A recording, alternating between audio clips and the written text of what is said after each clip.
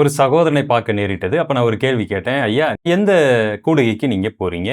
அவர் சொன்ன பதில் பயங்கர ஷாக்கிங்கா இருந்துச்சு. அப்படி என்ன அவர் பதில் சொன்னாரு? இத குறிச்சு தான் இந்த வீடியோல பார்க்க போறோம். நிச்சயமா இது உங்களுக்கு பிரயோஜனமா இருக்கும்னு நம்புறேன். ஆரம்பம் முதல் முடிவு வரை பாருங்க. ஸ்கிப் பண்ணாம பாருங்க. இதுல உங்களுக்கு இருக்கக்கூடிய கேள்விகள் ஏதாவது இருந்துச்சுன்னா, நீங்க கமெண்ட் செக்ஷன்ல கேளுங்க. முடிந்த வரைக்கும் நான் பதில் சொல்ல முயற்சிக்கிறேன். வாங்க வீடியோக்குள்ள போகலாம்.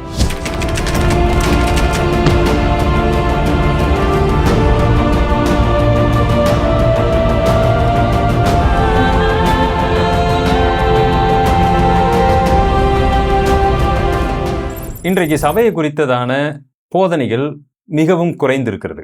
இந்த சகோதரனிடத்துல, ஐயா நீங்க எந்த கூடுகைக்கு போறீங்க அப்படின்னு கேட்ட உடனே அவர் சொன்ன பதில் என்ன தூக்கி வாரி போட்டுச்சு. அவர் என்ன சொன்னார் அப்படின்னு பார்த்தீங்கன்னா, நான் எந்த சபைக்கும் போக மாட்டேங்கய்யா, சபையெல்லாம் இல்லை, எல்லாமே எனக்கு சபை. எங்க வீட்டில் நாங்க சபையா கூடுவோம். நான் திடீர்னு எங்க வெளியில போறேன்னா அங்க ஒரு சபைக்கு போவேன்.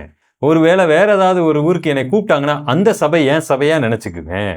சில நாட்கள் எங்கேயுமே போக மாட்டோம், வீட்டிலே தான் நாங்க சபையா நடந்துக்குவோம். அப்ப கடைசியில கேட்டேன், அப்ப உங்களுக்குன்னு ஒரு கூடுகை பெர்மனண்டா நிரந்தரமா இல்லையா அப்படின்னு கேட்டா, கிடையாது, அப்படி இல்லை, எல்லாமே எனக்கு சபைதான் அப்படிங்கிற மாதிரி ஒரு மழுப்பலான பதில சொன்னார்.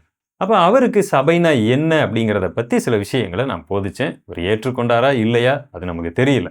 ஆனா நிறைய பேருக்கு இதை வாட்ச் பண்ணிட்டு இருக்கிற நீங்க கூட இதே மாதிரி எண்ணத்துல இருக்க முடியும். சில போதகர்கள்னு சொல்லிக்கிட்டு உங்க வீட்டுக்கு வருவாங்க. திடீர்னு பார்த்தீங்கன்னா ப்ரேயர் பண்ணுவாங்க. நீங்க கொடுக்குற ஏதாவது ஒரு காணிக்கையை வாங்கிட்டு போயிடுவாங்க. ஆனா அவங்க எந்த இடத்துல இருந்து வந்தாங்க, அதாவது எந்த சபை கூடுகையிலிருந்து வந்தாங்க, அவங்க யாரு, என்ன ஏது எதுவுமே தெரியாது. ஆனா அவர் தன்னை பாஸ்டர்னு சொல்லிக்குவாரு, ஊழியம் பண்றேன்னு சொல்லுவாரு, சுவிசேஷகர்னு சொல்லுவாரு.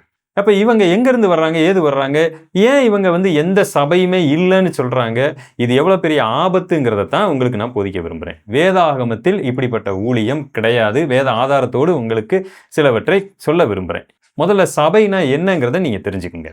ஆண்டவர் பழைய உடன்படிக்கையில இஸ்ரவேல்ங்கிற தேசத்தோடு இடைப்பட்டார். இஸ்ரவேல் தேசம் மூலமா அநேகரை கர்த்தருக்குள் நடத்தினார். ஒரு தீர்க்கதரிசி உருவாரார்னா அவர் இஸ்ரவேல் தேசத்திலிருந்து வருவார். யோனாவா இஸ்ரேல் தேசத்திலிருந்து வருவாரு. நினிவே அந்நிய மக்களுக்கு அனுப்பப்பட்டார். அப்ப அது ஒரு அதிகாரப்பூர்வமா இஸ்ரவேல் அப்படிங்கிற ஒரு நாடு தேவனுடைய வார்த்தையை மக்களுக்கு சொல்லுவதற்காக இருக்கக்கூடிய ஒரு நாடு.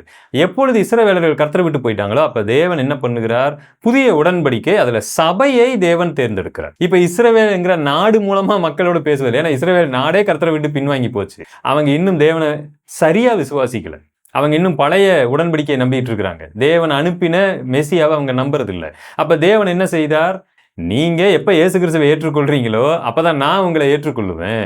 அப்படி ஏற்றுக்கொள்ளுகிறவர்களை சபைக்குள்ள ஆண்டவர் கொண்டு வருகிறார். இப்ப சபை மூலமா தான் தேவன் செயல்படுகிறார். இந்த சபை என்று சொல்லும் பொழுது விசுவாசிகளுடைய கூட்டம். இந்த விசுவாசிகளுடைய கூட்டம்னு சொன்னா அந்த விசுவாசிகளுடைய கூட்டத்தையும் தேவன் எப்படி பார்க்கிறார் அப்படின்னு பார்த்தா, ஒவ்வொரு ஊர்லயும் ஒரு சபை கூடுகை அப்படின்னா அதுக்கு ஒரு முக்கியத்துவம் தருகிறார். இப்ப வெளிப்படுத்தின விசேஷத்துல 7 சபையை பார்க்கிறோம். எபேசு சபை, லவோதிக்கியா சபை, பெர்கமு சபை, இப்படி பார்க்கிறோம் பாத்தீங்களா.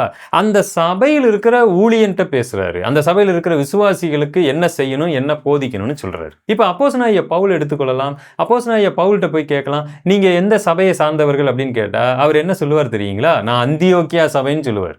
ஏன்னா அப்போஸ்தலனாகிய பவுல் நிறைய சபைகளை ஸ்தாபிச்சாலும் நிறைய சபைக்கு போனாலும் அவருக்கென்று ஒரு பெர்மனண்டா ஒரு ஸ்தல சபை இருந்தது, ஒரு கூடுகை இருந்தது. அவர் அதற்கு கணக்கு ஒப்புவித்துக் கொண்டிருந்தார். இதுதான் ரொம்ப இம்பார்ட்டன்டான ஒன்று.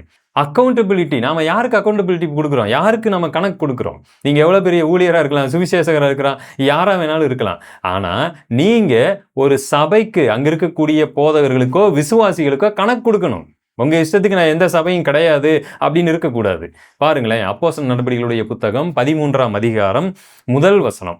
அந்தியோக்கியா பட்டணத்தில் உள்ள சபையிலே பர்னபாவும் நீகா எனப்பட்ட சிமியோனும் சிரேனே ஊரானாகிய லூகியும் காற்பங்கு தேசாதிபதிய ஏரோதுடனே வளர்க்கப்பட்ட மனாயினும் சவுலும் தீர்க்கதரிசிகளாயும் போதகர்களாயும் இருந்தார்கள்.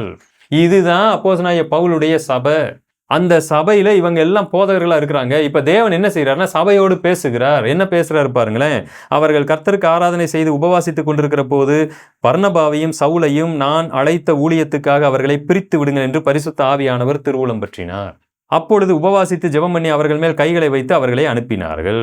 அப்போஸ்தலனாகிய பவுல் இந்த அந்தியோக்கியா சபைக்கு கட்டுப்பட்டு இருக்கிறார்.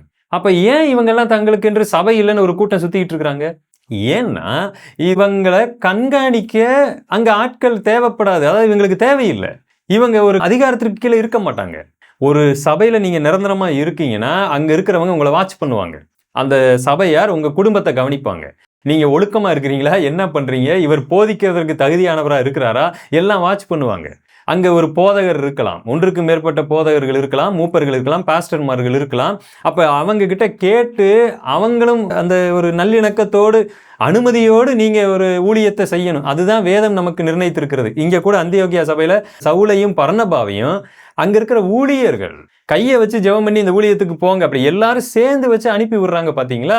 இன்னைக்கு நிறைய பேர் இது இல்லாம தங்களை ஊழியர்கள் என்று அறிவித்துக் கொள்ளுகிறார்கள். ஏன்னு கேட்டா அவங்க வாழ்க்கையை யாரும் பாத்திரக்கூடாது, அவங்க என்ன பண்ணிட்டு இருக்கிறாங்க எதுவும் தெரியக்கூடாது.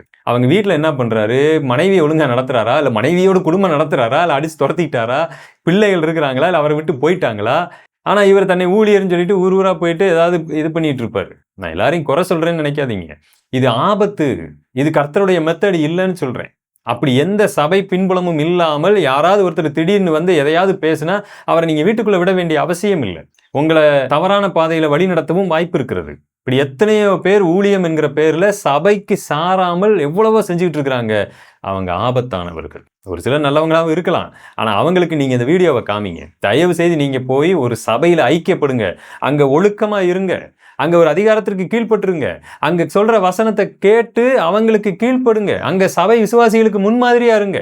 அப்பதான் ஊழியம் செய்ய முடியும். எங்கேயுமே நீங்க இல்லாம வந்து ஊழியம் செய்யக்கூடாது. இது ஆபத்து.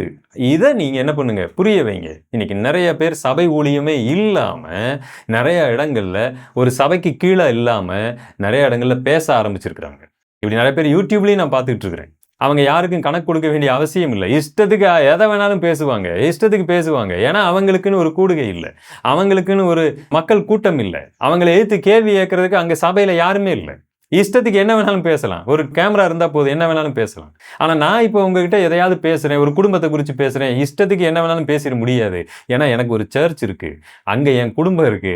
அந்த சர்ச்சில் வரக்கூடிய 100 பேரோ 200 பேரோ 300 பேரோ அவங்க என்னை வாட்ச் பண்ணிட்டு இருக்கிறாங்க. அப்ப நான் அங்க கணக்கு சரியா கொடுத்தாதான் இங்க நான் சரியா பேச முடியும். அதனால இது ரொம்ப இம்பார்ட்டன்ட். அதனால சபையில் இல்லாம நீங்க ஒரு ஸ்தல சபையில சரியா ஐக்கியப்படாம எந்த ஊழியமும் செய்யக்கூடாது. அப்படி செய்யக்கூடிய எந்த ஊழியமும் ஆபத்து. அது தேவனால் அங்கீகரிக்கப்படாத ஊழியம். இதை நீங்க தெரிஞ்சுக்குங்க. அடுத்த ஒரு வீடியோவில் உங்களை நான் சந்திக்கிறேன். God bless you.